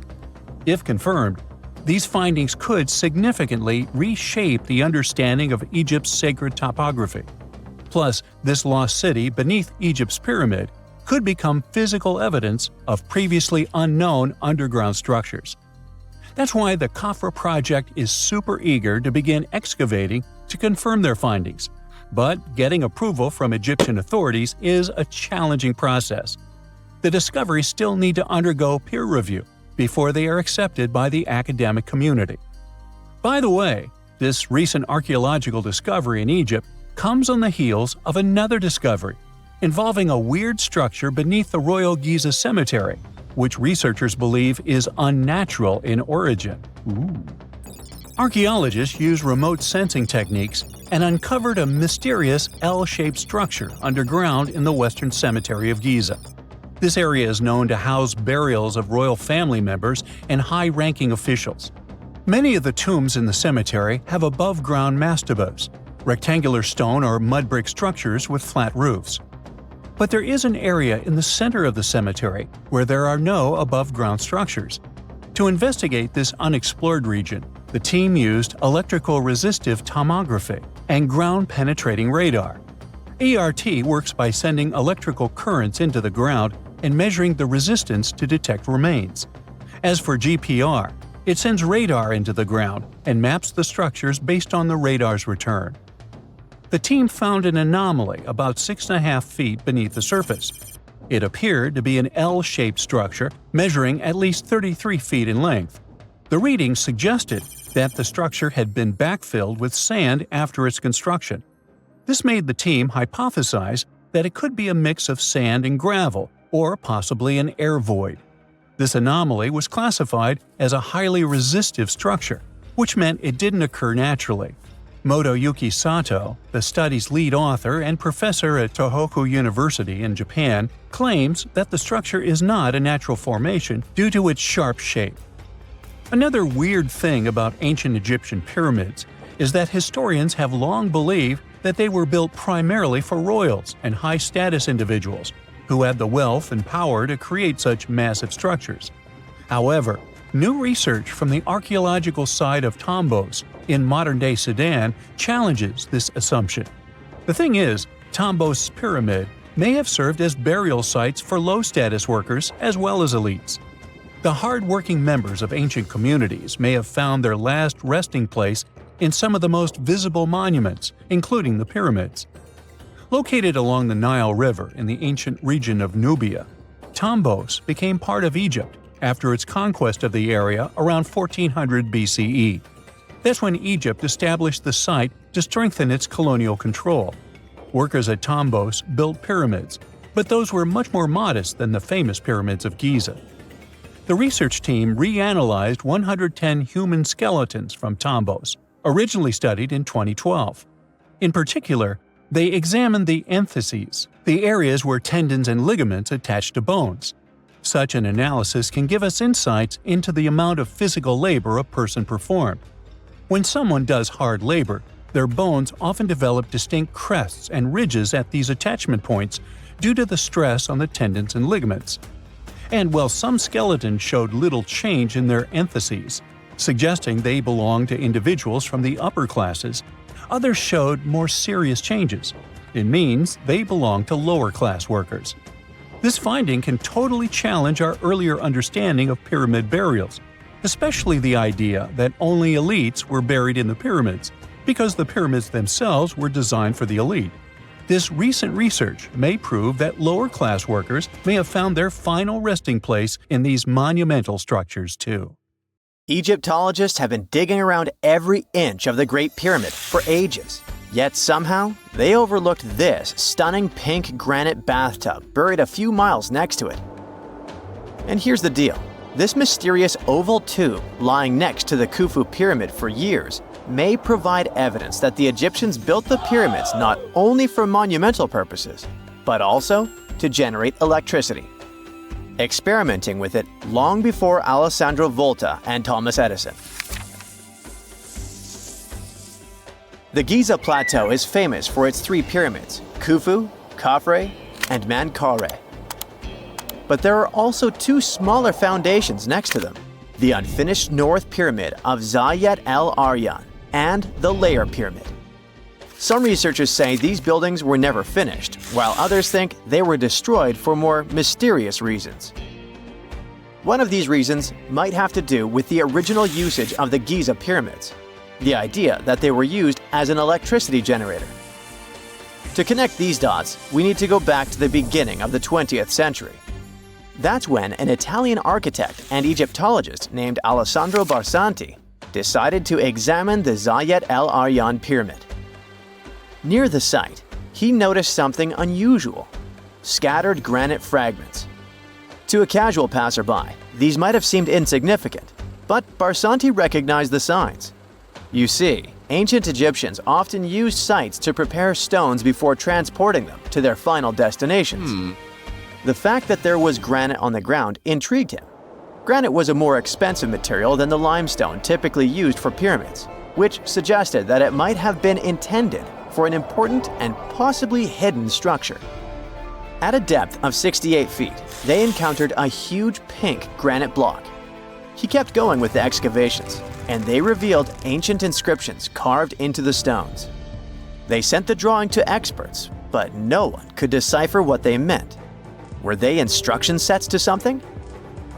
That's when Barsanti made his biggest discovery. He found an oval-shaped vat carved from pink granite and polished to a mirror-like finish. The thing is, the vat had been carefully sealed. When they opened it, they found a thin black residue along the walls. I'm thinking something in the lines of a black oily substance. This discovery raised many questions for him. It didn't make sense to him that ancient Egyptians would go above and beyond to seal and protect this strange vat. By 1911, Barsanti had to abandon his effort to figure out what was the deal with that mysterious pit. But his findings intrigued researchers all over the world, and they've got their own opinions about it. One of these modern theories suggests that the other pyramids could have been used as a part of a bigger whole. It suggests that the Khufu pyramid was actually used as a water pump designed to irrigate the desert area. Apparently, the pyramid's internal chambers would function as a hydraulic system. In the 1990s, an engineer took this theory seriously and studied the pyramid's subterranean chamber. Surprisingly, he found actual signs of water damage. Apparently, the pyramid generated powerful compression waves, aka pulses, that could create electricity. This raised an important question. Could the ancient Egyptians have used the pyramids as a generator in order to produce electricity? On paper, that was proven to be possible, but hey, agreeing on the original use of the pyramids is probably one of the most difficult things in the world. So, we're still not 100% sure about this. Apart from that, Egypt is a playground for important discoveries regarding humanity's past. I mean, scientists have just discovered what looks like a cosmic command center, similar to that room from the Doctor Strange movies. They discovered an L-shaped astronomical observatory, measuring around 9,000 square feet, dating back to the 6th century BCE. Definitely the first and largest of its kind from that era. The mud brick structure housed tools used for calculating dates related to ancient Egyptian rites, royal coronations, and agricultural plans. This observatory is located in the archaeological site known as the Temple of Phuto, just 50 miles east of Alexandria. It's pretty impressive. The structure was designed so that you'd get inside the room through an east-facing entrance. This way, you'd get to see the sunrise. Once inside, you'd find a pretty huge shadow clock, used to tell time by tracking the movement of shadows inside the room. This variant of a sundial clock was nearly 16 feet long. That was quite an exciting discovery. Another interesting one was that scientists and Egyptologists have discovered the first ever pregnant mummy. Now, even if we know quite a lot about mummification processes, we keep making discoveries that open new doors into the lives of ancient Egyptians. It took so long for someone to find out this mummy was expecting at the time she was embalmed because she was placed in a male's coffin. More specifically, a male priest. Historians say that during the 19th century, a lot of traders mixed coffins up in order to sell them. Yes, that means they opened them and switched mummies to please their buyers. It was a complete surprise because they were hoping to study more about ancient health issues when they opened this coffin up. But they had another special research on their hands: prenatal practices in ancient Egypt. This mummified woman who lived about 2,000 years ago was from 20 to 30 years old when she passed away. She was found in Thebes, and her remains were incredibly well preserved. You see, mummification recipes varied across Egypt. In this woman's case, researchers could tell she was a member of the high society since she was buried with special amulets. But since mummification methodologies differed so much between cities and time periods, they still have to dig further to understand why she was embalmed along with her baby. Speaking of mummies, scientists were digging up a final resting place in Saqqara, also in Egypt, and they unearthed two embalming workshops. One was for humans and the other for sacred animals. Apparently, the workshops date back to about 2,400 years ago. They were equipped with stone beds, clay pots, and ritual vessels. Everything you needed to mummify. But that's not all. Archaeologists also stumbled upon cheese stored in jars behind tombs that were over 3,000 years old. Yep, cheese. This shows that the ancient Egyptians were pretty savvy when it came to preserving food, too. They knew how to store stuff for the long haul, not just the mummies. It really shows how they applied their preservation skills to both food and bodies, giving us a glimpse into their impressive technological know-how. Scientists have also found one of Egypt's oldest complete mummies, and to their surprise, it was completely covered in gold. You see, Egyptian mummies covered in gold are already a rare thing, but they weren't expecting it to be the oldest one ever found. The mummy was quite well preserved, and they could identify that it was the remains of a wealthy man called Hatshepsut. Many symbols show that he was important and wealthy, like the band he wore on his head and the bracelet on his chest. He was also dressed in a tunic wrapped with a belt, which was a way to preserve the good appearance of a person after they passed away. To reveal it, they had to open the final resting place with mortar.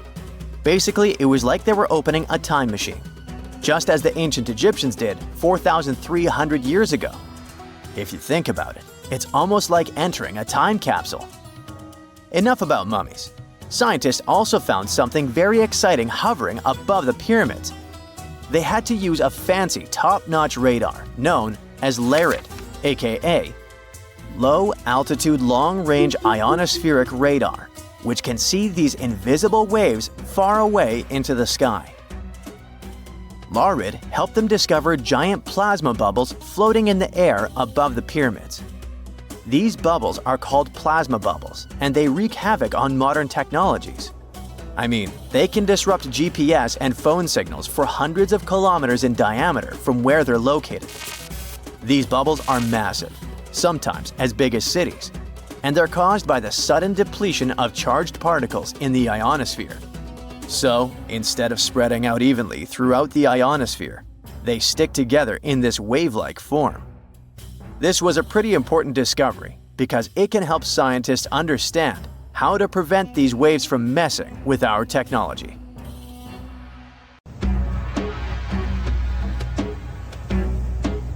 This is not a dune set. This is a very real desert in Niger. Jado was probably built by the nomadic Sao people and is filled with ksars, which are fortified houses made of salt and clay, with giant walls and secret passages. Located deep in the desert, it was once a vital stop for trans-Saharan caravans, but is now a hotspot for smugglers and bandits. The site has been off-limits since 2002 due to its dangers. The origin of the ksars remain a mystery. No archaeological studies have been conducted, leaving many questions unanswered. Even today, shifting sands reveal and conceal parts of these ancient ruins, fueling local speculation about what might still be hidden beneath the desert. Speaking of connective tunnels, scientists were blown away by the discovery of lava tubes in Saudi Arabia. These underground passages form when molten lava cools down. Researchers believe that ancient nomadic groups may have utilized these tunnels to survive the super harsh desert climates. While excavating the tunnels, archaeologists uncovered artifacts, rock art, and skeletal remains. The art and animal bones show that the people who used the tunnels were probably sheep and goat herders. They're still piecing together whether these groups lived in the tunnels for extended periods or just used them as temporary shelters. The Great Pyramid of Giza has been standing for thousands of years, but it's still hiding secrets. Using special scanning technology, scientists found two hidden structures under an ancient burial ground. The first is a shallow L-shaped structure, and below it is a much larger space that could be a final resting place or a chamber. The smaller structure was filled with sand on purpose, while the deeper one might be an empty chamber. Experts believe the two are connected, possibly as an entrance leading to a secret chamber. This is big news because it might give us some more insight into who built the pyramids and why. The world is full of ancient writing, but some messages refuse to give up their secrets, like the mystery of the Bashplemi tablet. This unusual stone, pulled from a lake in Georgia, is covered in symbols no one can read. Even with modern technology, experts are completely stumped. The tablet is about the size of a book, with 60 symbols carefully carved into its surface, but 39 of them don't match any known language. Some resemble scripts from ancient civilizations in the Middle East, India, and Egypt, but none are an exact match. To make things even trickier, part of the tablet is broken off, meaning a piece of the puzzle is missing forever. To rule out a hoax, scientists studied the tablet closely. They confirmed it's made of vesicular basalt, an extremely tough local rock. Whoever carved these symbols must have been really skilled. Based on similar archaeological finds, experts believe the tablet could date back thousands of years, possibly to the late Bronze or early Iron Age. Some symbols repeat, which could mean they're numbers. Maybe it's an inventory list, a record of battles, or even an offering to the deities. Until someone cracks the code, the Bashplemi tablet remains an unsolved mystery from the depths of history. Experts are still stumped with what this Minoan disc might mean. The Phaistos Disc is one of the most mysterious finds from the Minoan civilization. This 6-inch clay object, discovered in 1908, has strange spiral markings that no one has fully decoded yet. The disc has 241 symbols on both sides, showing everything from people and animals to tools and plants. Experts have come up with many theories about what the symbols mean. Some think it's an early form of Greek. Others suggest it's a prayer or a hymn. And some even believe it could be a letter from a king in Anatolia to a Greek ruler. Let's see who will be the first to figure this out. It's always a fun day at an archaeologist's office when they find something as big as a 2,000-year-old marble head. A French archaeologist mission went digging inside an old medieval house near Alexandria in Egypt and found a statue's head depicting an old, possibly ill man. This statue dates from the last Egyptian dynasty before it became part of the Roman Empire, and the site where it was found is associated with the likes of Cleopatra and Mark Antony. For archaeologists, even the smallest finds at this site means a lot.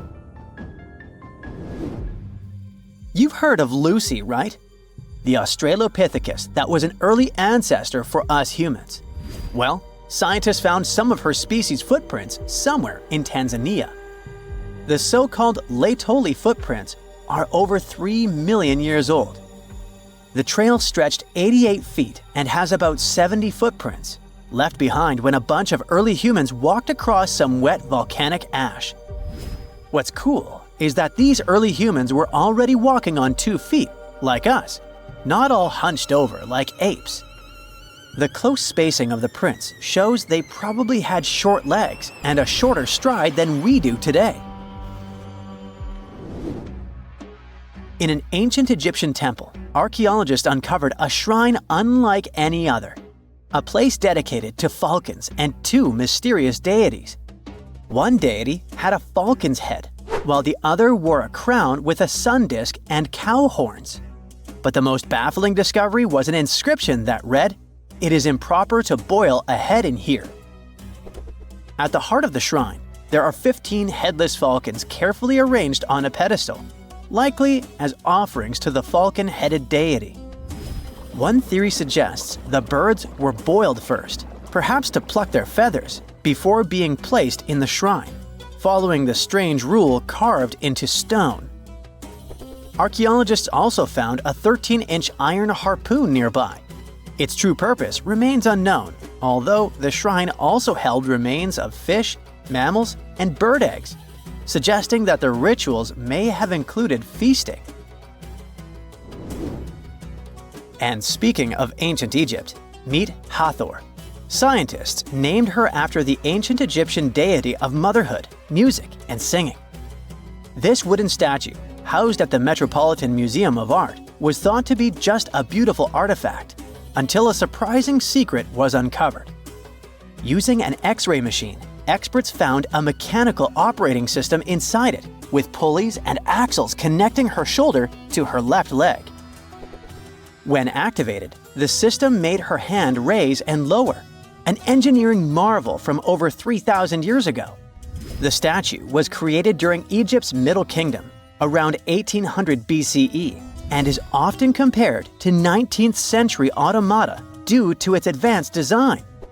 It's believed the statue was used in religious ceremonies, symbolizing Hathor's role in dance and music.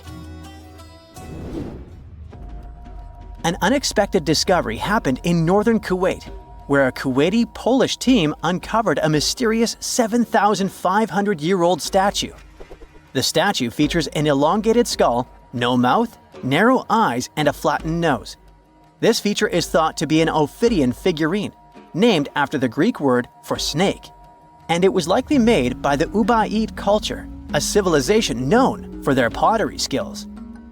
While no one knows exactly what role this weird statue played, it might have been linked to rituals or symbolic practices. Some scientists think these figurines, found in homes or final resting places, were tied to important cultural beliefs. We couldn't mention unresolved mysteries of this world without speaking about these elongated skulls. In the deserts of Peru, researchers uncovered 5 ancient skeletons, 2 with unnaturally elongated skulls. While head shaping was common in many cultures, these skulls defy explanation. Local legends tell tales of the so-called gentiles, a mysterious race banished underground by the powerful deities. Some say this is what the skulls represent. Others think this is some type of genetic anomaly, which was confirmed after finding an infant skull, too large to be artificially shaped.